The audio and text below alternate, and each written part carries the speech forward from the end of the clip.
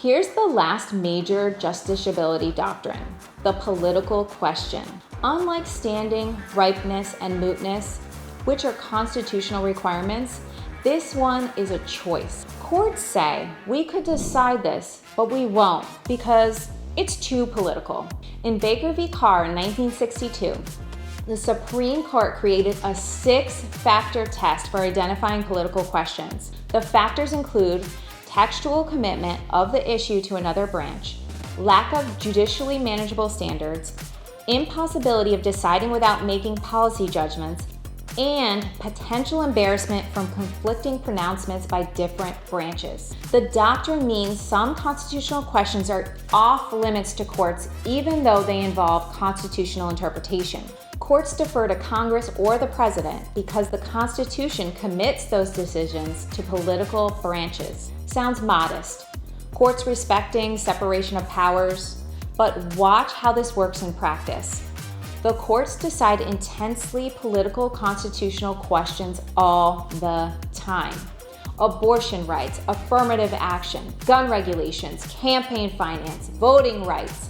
These are massively political. Courts create standards, apply constitutional text, balance interests, no problem. But partisan gerrymandering? In Rucho v. Common Cause in 2019, the court said political question, no judicially manageable standards exist to police partisan gerrymandering. Never mind that lower courts have been managing these cases for years using multiple proposed standards. In Nixon v. the United States, a federal judge, not the president, challenged his Senate impeachment trial procedures. The court said, political question.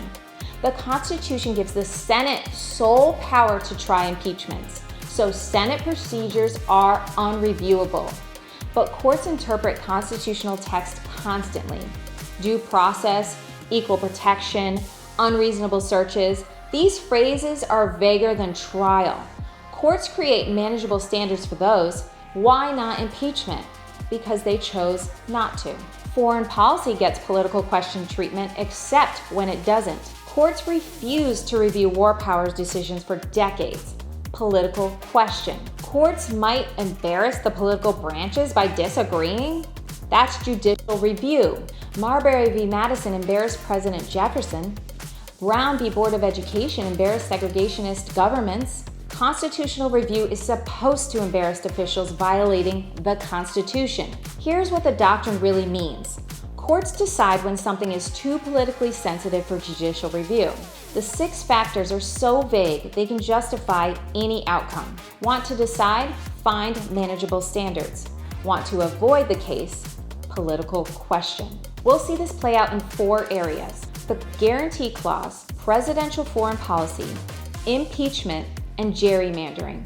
In each, the court uses political question to avoid unconstitutional questions it doesn't want to answer. It's not about respecting other branches. It's about controlling the judicial docket based on political calculation.